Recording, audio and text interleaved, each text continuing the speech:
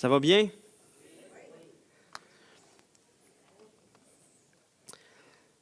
Est-ce que vous connaissez l'acteur Chuck Norris?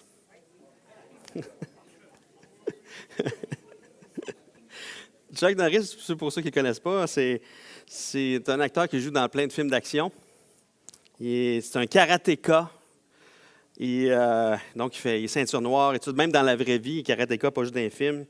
Et lui, dans tous ses films, il est toujours représenté comme étant un homme indestructible. Il arrive à faire des exploits vraiment spéciaux. Hein? Lui, il saute toujours plus haut que tout le monde. Il est plus rapide que tout le monde. Il frappe plus fort que tout le monde. Même s'il se bat contre 75 personnes en même temps, personne n'arrive à l'atteindre, puis tout le monde finit au tapis. Lui, il est encore bien debout. Hein? Au fil des années, Chuck Norris est devenu un peu comme une légende vivante. Et sur Internet, il y a beaucoup de gens qui ont inventé plein d'affaires sur lui qui s'appellent les Chuck Norris Facts. C'est des choses, des exagérations incroyables, des choses qui ne se peuvent pas, mais que lui a accompli, selon ce qui est écrit là. Je vais juste vous en lire quelques-uns, parce que ma famille puis moi, on en lit des fois juste pour rire, puis c'est tellement drôle, les choses qui sont là. Par exemple, Chuck Norris s'est fait mordre par un serpent un jour, et après des heures d'atroces souffrances, le serpent est mort.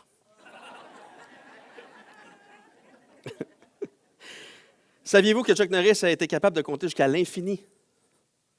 2 fois. Lorsque Chuck Norris fait des push-ups, ce n'est pas lui qui monte et qui descend, c'est la terre qui monte et qui descend. Une fois, Chuck Norris il a dit va voir ailleurs si j'y suis. Il y était. Donc, il y a des centaines de choses comme ça qui sont écrites sur Chuck Norris. Mais Chuck Norris, c'est juste un être humain. C'est juste un être humain. Puis aujourd'hui, il a 84 ans. Et malheureusement, un jour, comme toutes les autres personnes, on va apprendre qu'il va être décédé. Hein? Donc, ce n'est pas un surhumain vraiment. Là, donc, mais aujourd'hui, ce n'est pas de Chuck Norris que je vais vous parler. Mais je vais vous parler de quelqu'un qui est encore beaucoup plus puissant que Chuck Norris. Quelqu'un qui lorsqu'il rencontre la maladie, c'est la maladie qui est contaminée par lui. Lorsqu'il marche dans les ténèbres se sauvent devant lui. Lorsqu'il croise un démon, c'est le démon qui a une peur bleue.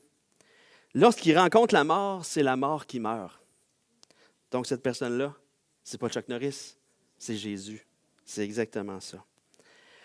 Et donc, je vais vous présenter Jésus aujourd'hui. Je vais vous présenter d'un épisode, un grand épisode dans sa vie, un grand épisode dans l'Évangile de Luc. Et c'est seulement Luc, dans son Évangile, qui parle de cet épisode-là. C'est là où Jésus ramène à la vie le fils unique d'une veuve dans une ville qui s'appelle Naïn.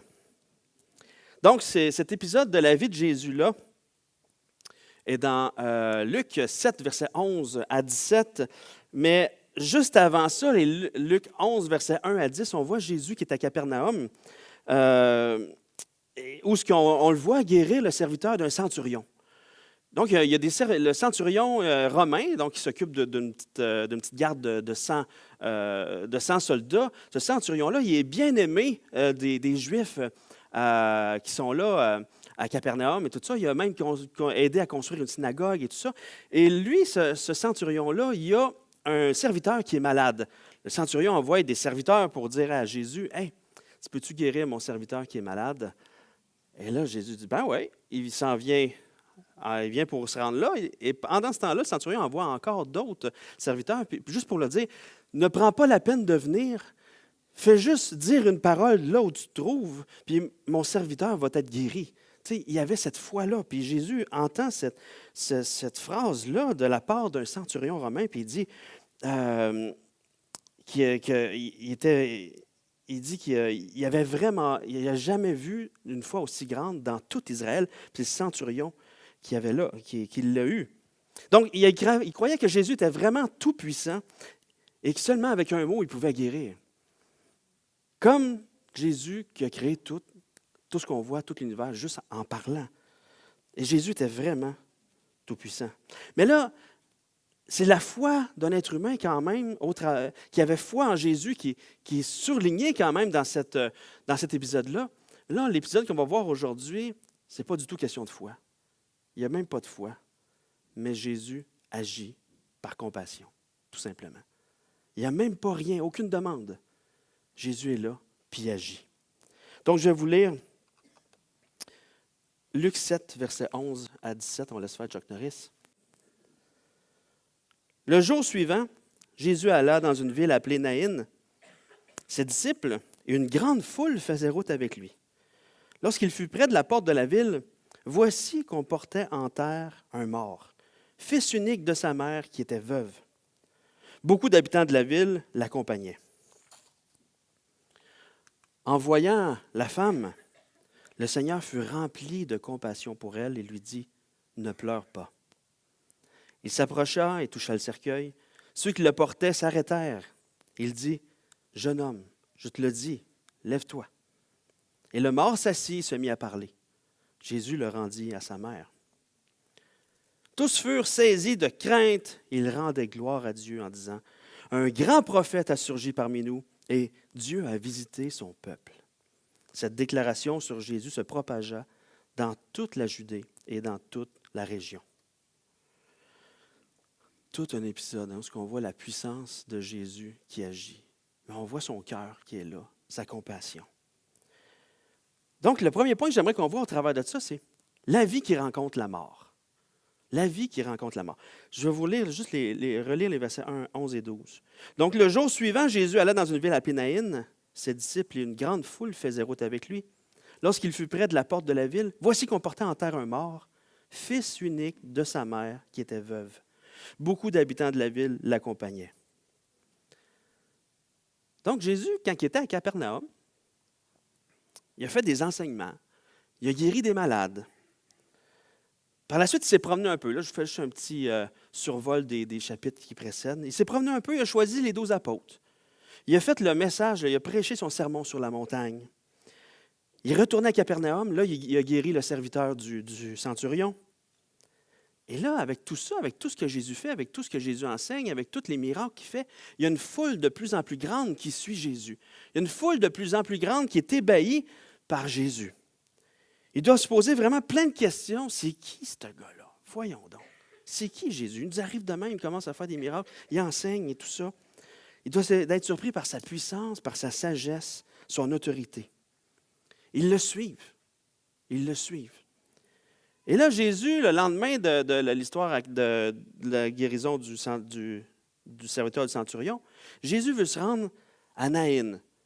Naïn, je ne sais pas s'il y a un petit pointeur là-dessus. Je vois. Peut-être que oui. Au milieu? Ah ben oui. On va y aller par ici peut-être. Vous voyez ici, là, il y a Capernaum. Et ici, c'est Naïn. 38 kilomètres de marche. 38 kilomètres de marche. Pour ceux qui regardent là. Capernaum, Naïn. 38 kilomètres de marche. C'est pas rien, là. D'un bon pas, on peut dire entre 6 à 8 heures de marche. Si Jésus s'est levé aux petites heures du matin, au lever du soleil, il a marché, puis il a dû se rendre vers entre 13 et 15 heures de l'après-midi à Naïn. Ça prend toute une modification pour se rendre là. Quand on pense à ça, marcher pendant 6 à 8 heures, ça prend toute une motivation. Mais imaginez, parce que Jésus, là, il était motivé, il y avait un rendez-vous à Naïn. La veuve qui vivait là, que son fils était décédé, elle ne le savait pas, mais Jésus avait un rendez-vous avec elle. Mais non seulement Jésus est motivé, mais imaginez la foule. La foule, elle devait être vraiment motivée pour suivre Jésus, pour faire cette distance-là. Incroyable! La foule devait être tellement subjuguée par la personne de Jésus, par tout ce qu'il fait, par tout ce qu'il dit, par son autorité, par tout ce qu'il décide de marcher pendant 38 kilomètres. On ne sait pas où, on ne sait pas pourquoi, mais on va le suivre. Motivé. Il devait avoir un engouement, il devait avoir une joie spéciale là pour suivre Jésus en marchant tous ces kilomètres-là. Fait qu'imaginez en marche, là, Jésus marche en avant. Et là, il y a toute la gang derrière qui sont là, puis hey, moi, l'autre jour, je l'ai entendu dire telle affaire, puis telle affaire. Ah ouais, c'est incroyable. Hey, je l'ai vu faire telle chose. Hey, moi, je l'ai vu faire telle chose. Fait qu'imaginez, ils ont plein de choses à se raconter, puis il y a là, puis tout le monde qui croise, qu'est-ce que Jésus va faire avec cette personne-là? Et ça devait être spécial, pire qu'une foule qui suit Céline Dion, tu sais. Pire que ça. Et là, il arrive enfin à la ville de Naïn. Il devait être content d'être rendu, on s'entend. Tous ces kilomètres-là. Yes, on arrive enfin. Mais qu'est-ce qu'il voit? Boum! Une procession funèbre. Un cortège funéraire qui est là. Imaginez la foule là, en joie, tout ça, il arrive à Naïn. Oh, on va enlever nos chapeaux. On check ça passer. Voyons donc. Surprise. L'atmosphère a dû vraiment changer dans la foule. Arriver face à face avec une procession funèbre. La joie, l'enthousiasme, la motivation rencontrent la peine, le deuil. Il y a tout un contraste là, qui est là. Il y a une foule, un autre contraste, il y a une foule qui veut entrer, puis il y a une foule qui veut sortir. Il y a une foule qui suit Jésus, puis il y a une foule qui suit un cadavre. Il y a une foule qui suit la vie, une foule qui suit la mort. Et là, la vie rencontre la mort. Tous ces contrastes-là arrivent en même temps dans cette rencontre-là. À l'époque de Jésus, la loi de l'Ancien Testament, à cause de la loi de l'Ancien Testament, les morts étaient portés dans des tombeaux à l'extérieur d'une ville. Donc, il y avait toujours un tombeau près de la ville. Et les gens partaient de l'endroit où le corps avait été pris soin et se rendaient jusqu'au tombeau. Et à ce moment-là, il n'y avait pas d'embaumeur à ce moment-là. Il y avait des gens il y a une embaumeuse ici, là. Donc, il n'y avait pas ce métier-là. Les personnes qui mouraient étaient lavées par les membres de la famille, étaient parfumées, étaient emmaillotées par les membres de la famille. Mais là, on s'entend que les membres de la famille, c'était juste sa mère. Imaginez la pauvre veuve qui elle-même a dû prendre soin aussi de son fils, prendre soin de son corps. Le corps était pris par des porteurs, comme on voit là, qui mettaient dans là c'est écrit un cercueil, mais c'était des civières comme ça. Des genres de civières comme ça, qui étaient portés à l'épaule avec des perches, pour s'assurer que le moins de gens possible puissent toucher au corps, ni à rien qui touche le corps. Et le mort était abrié aussi d'un tissu, d'un drap. Selon le Talmud, à l'époque, pour les familles, toutes les familles engageaient des flûtistes et des pleureurs ou des pleureuses professionnelles. Même les familles pauvres, les plus pauvres, eux autres, c'était au moins 2 flûtistes et une pleureuse professionnelle ou un pleureur. Et pour faire du bruit. Ça faisait du bruit. Et là, quand les gens voyaient un cortège funèbre et qui entendaient la flûte et les pleurs, dès qu'ils passaient devant eux, peu importe ce que tu étais en train de faire, que tu étais forgeron, peu importe, tu arrêtais tout ce que tu faisais et tu suivais le cortège pour soutenir, en soutien à la famille.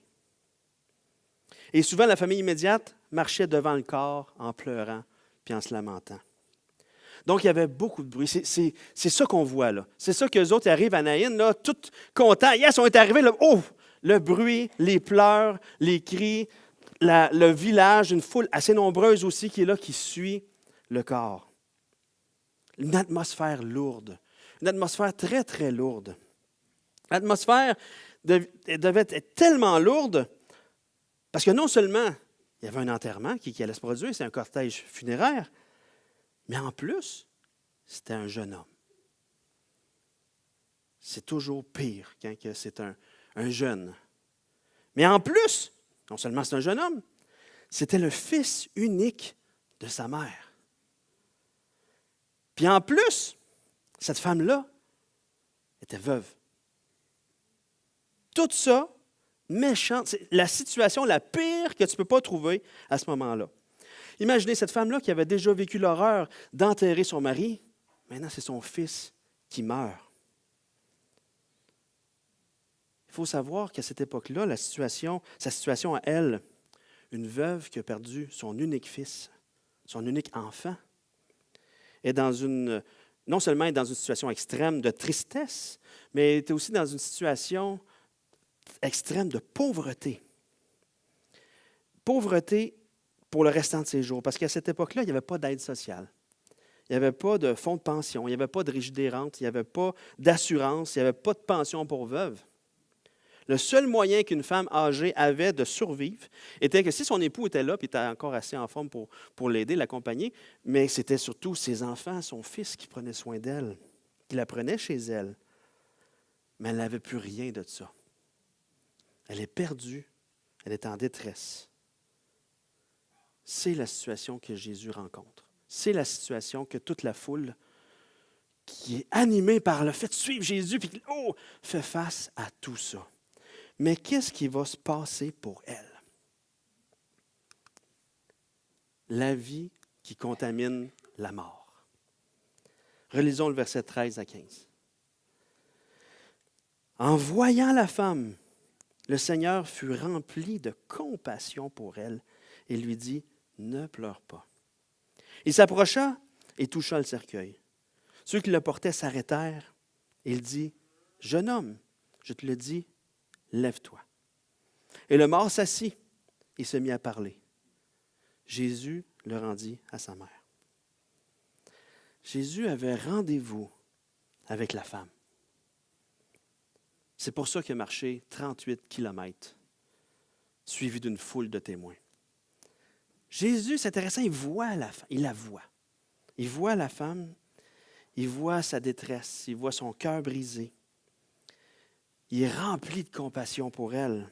Littéralement, on le sait, quand Jésus dit ça, quand c'est écrit que Jésus est rempli de compassion, c'est dans ses tripes. Ses entrailles s'entremêlent. C'est ça littéralement que ça veut dire. Il y a un mal au ventre tellement qu'il est rempli de compassion. Il y a une grande émotion pour elle. Son cœur rejoint la souffrance de la femme. Mais ça commence par « il le voit et il est rempli de compassion ». Souvent dans les évangiles, un peu partout, on va voir Jésus qui voit et qui est rempli de compassion. Il y a, dans Matthieu 9, 36, Jésus voit une foule et il la voit, elle est comme des brebis qui sont languissantes, abattues, comme des brebis qui n'ont pas de berger. Et il a compassion de la foule et y agit. Dans Matthieu 14, 14, encore une fois, une autre foule. Il est ému de compassion pour cette foule-là. Dans Jean 11, lorsque Lazare est mort, son un de ses bons amis, Jésus voit sa sœur Marie pleurer, il est tout ému de compassion devant ce qu'elle vit. Et tout de suite après, il y a le verset le plus court de la Bible, Jésus pleura. À plusieurs autres endroits dans les évangiles, Jésus est ému de compassion. Il est sur la croix, il voit Marie et il dit à Jean, et il dit à Marie, « Femme, voici ta mère. » Il est ému de compassion, c'est l'inverse. Voici ton fils. C'est ça, femme, voici ton fils. Non, c'est ça. Oui, merci pour ceux qui suivent. Donc, Jésus est ému de compassion. Il est plein de compassion. Jésus est rempli de compassion parce que lorsqu'il nous a créés, ce n'était pas pour qu'on souffre, pas pour qu'on meure. Le péché est venu scraper ce qu'il a fait. Le péché est venu scraper la création. Et avec le péché est arrivée la mort. La mort, ce n'était pas le plan de Dieu du tout. Sa volonté, c'est qu'on vive éternellement avec lui dans une joie complète. La mort est une conséquence de l'arrivée du péché dans le monde. Mais qu'est-ce qui est intéressant, c'est que Jésus voit et est rempli de compassion. Je ne sais pas si vous avez déjà vécu ça, mais des fois, on entend parler de quelqu'un qui est malade, mais on entend juste parler. Mais le jour qu'on arrive et qu'on voit sa souffrance, qu'on va le visiter et qu'on voit sa souffrance, qu'on voit sa maladie, qu'on voit sa douleur, qu'on le voit dans sa détresse, qu'on voit son corps changer au fur et à mesure que tu fais des visites, à cause que la maladie avance, on est ému de compassion. Ça fait toute la différence de voir la personne, de voir la souffrance. Lorsque quelqu'un perd un être cher, d'aller le voir au salon funéraire, d'aller prendre soin, d'aller le voir, ça fait toute la différence. C'est toute une autre expérience. Mais un texte comme ça nous montre le cœur de Jésus. Jésus, il nous voit toujours. Jésus qui vit en nous par son esprit, il nous accompagne toujours. Il nous voit toujours de ses yeux. Et lorsqu'on souffre, on peut être certain que Jésus n'est pas indifférent, que Jésus est là avec nous, il est ému de compassion pour ce qu'on vit. Il nous accompagne. Et là, Jésus est ému de compassion pour la femme. Il dit quelque chose de surprenant, de vraiment inusité. Ne pleure pas. Je vais ouvrir une parenthèse. Si jamais vous allez à des funérailles et que vous voyez une femme pleurer son mari ou peu importe, une famille pleurer un être cher, ne dites jamais ne pleure pas. Dites jamais ça! On ne peut pas réparer la situation. On ne peut pas la réparer. On n'a aucun pouvoir sur la perte qu'ils vivent. Puis Dieu, dans sa grâce, dans son amour, depuis l'arrivée du péché et de la mort dans le monde, pour nous aider à traverser une tragédie, il nous a donné la bénédiction d'être capable du processus de deuil. Le processus de deuil. Et au travers de ça, il nous a donné les larmes aussi. Les larmes sont précieuses. Et je dis souvent dans les cérémonies que les larmes sont une bénédiction que Dieu nous a donnée pour pouvoir exprimer des émotions qu'on ne pourrait pas exprimer par des mots. Les larmes sont comme un onguent qui cicatrise une blessure du cœur. Les larmes font descendre la charge émotionnelle. Et ce qu'Annie elle a dit tantôt dans un verset, les larmes sont précieuses pour Dieu. Il les recueille dans une outre. Ne disons jamais arrête de pleurer. Des fois, on peut avoir envie de le dire parce que nous, on est mal à l'aise face aux larmes. Mais Jésus, lui, peut le dire. Arrête de pleurer. Ne pleure pas. Parce que Jésus peut changer les larmes de tristesse en larmes de joie. Puis il sait que c'est ça qu'il va faire. Jésus fait arrêter le cortège. Mais pour faire arrêter le cortège, Jésus il n'est pas en devant puis il fait ça, stop! Ou bien, hey, arrêtez ça! Non. Jésus ne dit même pas un mot. Jésus arrive puis il fait juste quelque chose d'encore très spécial. Il touche la civière, touche le cercueil. Selon Nombre 19, dans la loi de Moïse, si on touche un mort ou quelque chose qu'un mort a touché, à cette époque-là, tu étais considéré comme impur pendant 7 jours. Donc, tu ne pouvais pas entrer dans le temple. Tu ne pouvais pas participer à la communion des saints. Tu pouvais pas. Il y a plein de choses que tu ne pouvais pas faire parce que tu étais impur pendant 7 jours. Personne ne voulait toucher un cercueil, personne ne voulait toucher un mort, de peur d'être impur. Mais Jésus touche le cercueil. Imaginez tout le monde faire « Qu'est-ce qu'il vient de faire là? » Tout le monde s'arrête. Voyons donc, personne ne veut faire ça. Qu'est-ce qu'il est en train de faire là? Il est devenu impur. C'est bizarre. Tu ne fais pas ça. Jésus vient dire « Femme, arrête de pleurer. » Puis là, il touche le cercueil. Voyons donc, 2 affaires qui ne se font pas. Mais Jésus, lorsqu'il touche quelque chose d'impur, ce n'est pas lui qui devient impur, c'est la chose impure qui devient pure. Hey, j'ai réussi à le dire.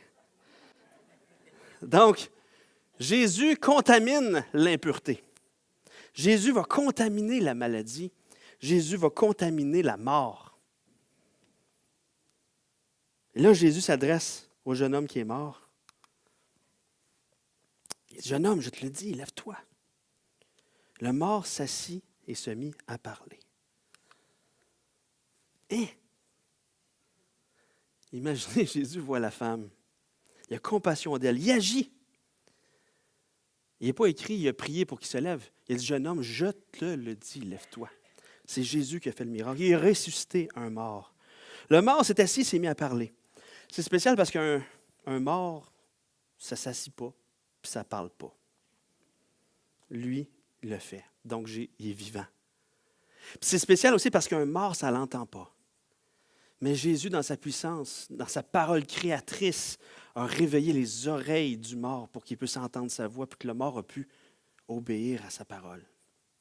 C'est comme nous. Dans Éphésiens 2, on voit qu'on était morts à cause de notre état de péché. Mais Dieu, qui est riche en miséricorde, à cause du grand amour dont il nous a aimés, nous a rendu la vie avec Christ. Et on ne pouvait pas l'entendre. Dieu, dans sa puissance, a réveillé nos oreilles, a réveillé notre intelligence pour qu'on puisse comprendre tout ce qu'il a fait sur la croix pour nous, puis dire, « Ah, c'est ça que j'ai besoin pour vivre. » Et il nous donne la foi. Ensuite, on répond par la foi pour prendre ce qu'il nous donne. On ne pouvait pas entendre. Dieu nous a réveillés. C'est la puissance de Dieu. Et tout ça à cause, comme je vous disais tantôt, le centurion a agi, a fait un pas de foi, est allé vers Jésus, sachant que Jésus allait le guérir. Mais là, Jésus arrive comme un cheveu sur la soupe. Là. Il allait le porter en terre. La veuve, peut-être qu'elle ne connaissait même pas Jésus, peut-être que oui, peut-être que non. Elle n'a rien demandé. Rien, personne n'a demandé de quoi à Jésus. Jésus est arrivé par pure compassion, par amour, par grâce, il est arrivé. Le jeune homme s'est réveillé et s'est mis à parler. C'est mystérieux, on ne sait pas ce qu'il a dit. Mais moi, j'ai ma petite idée. C'est sûr qu'il s'est reviré vers sa mère et a dit « Maman, qu'est-ce qu'on mange pour souper? » C'est sûr qu'il a dit ça.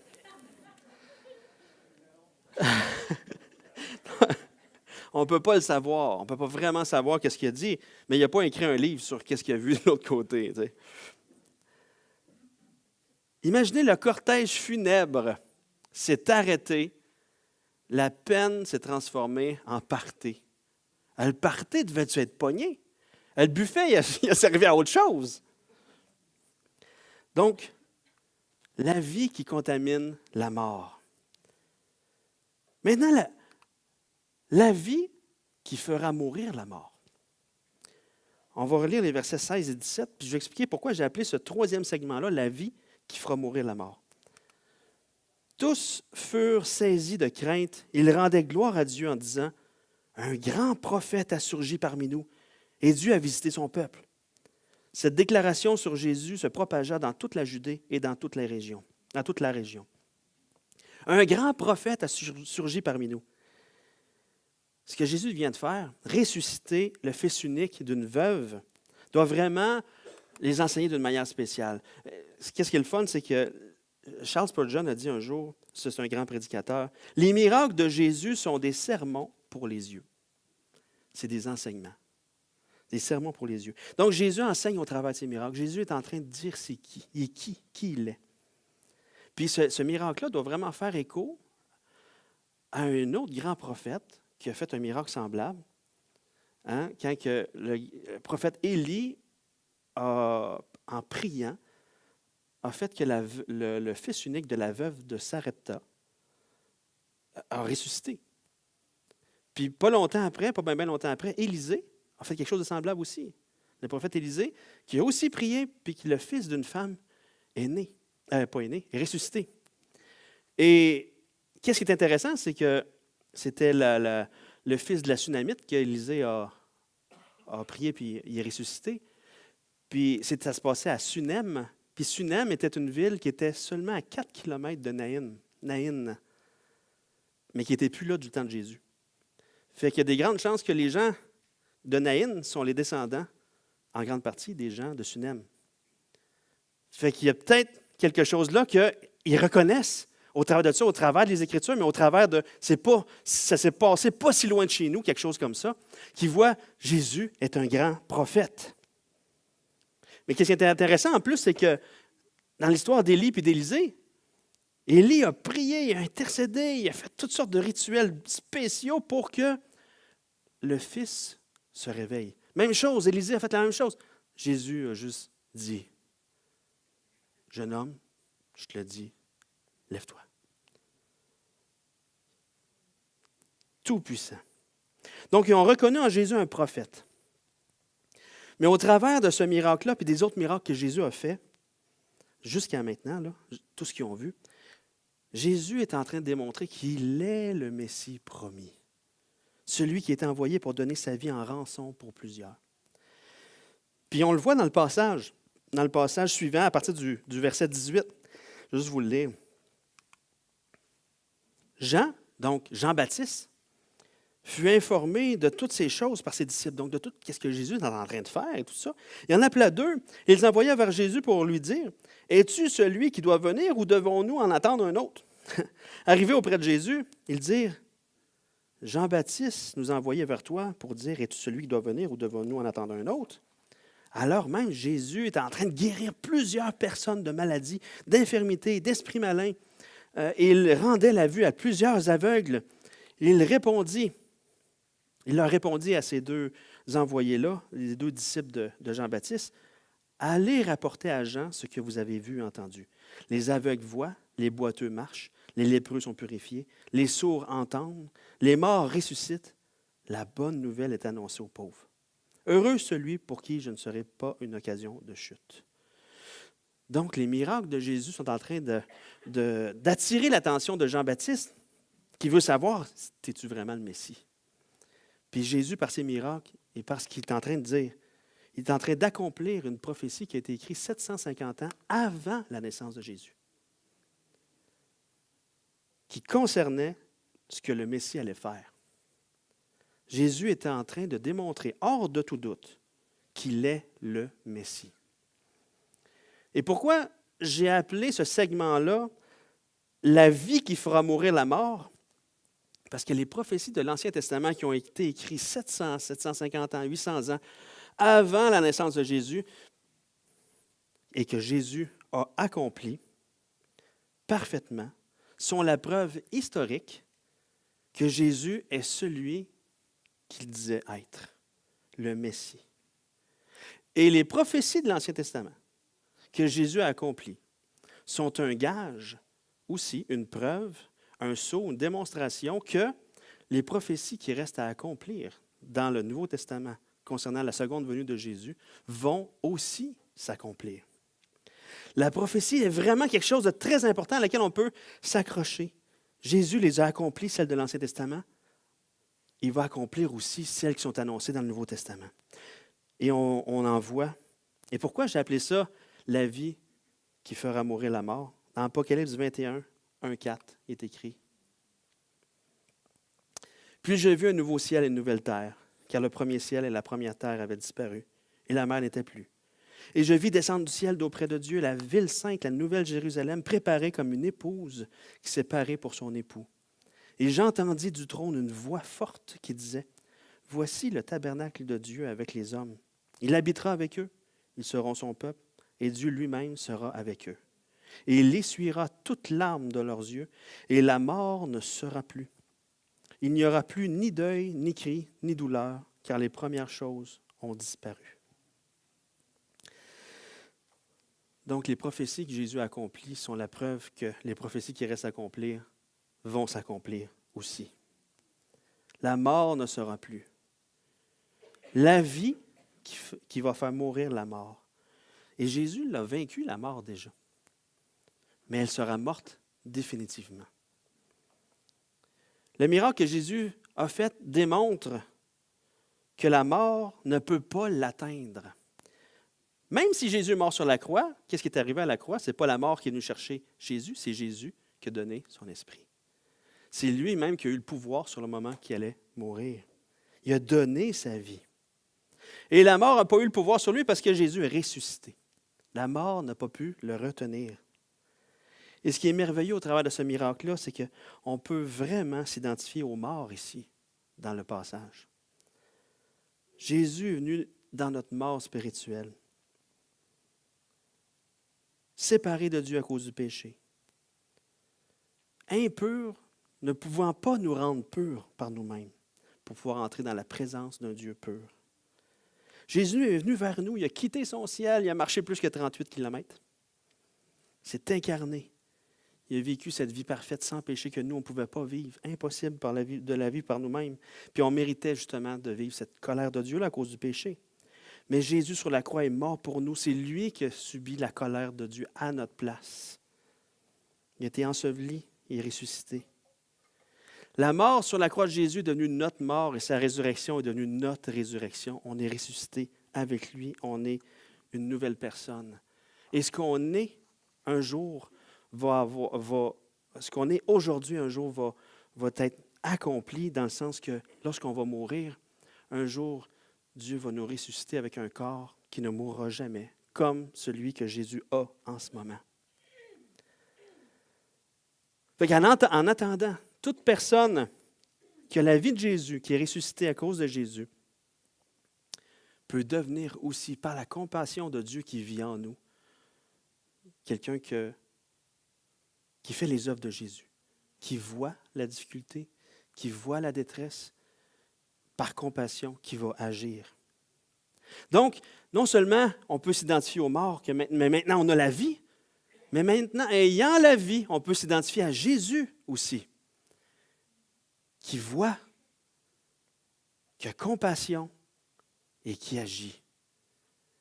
Et qu'on peut marcher dans ce monde-ci sans être atteint par toutes sortes de choses, mais plutôt nous contaminer ce monde-là par la joie, la vie, l'amour, cet évangile qui transforme les cœurs aussi.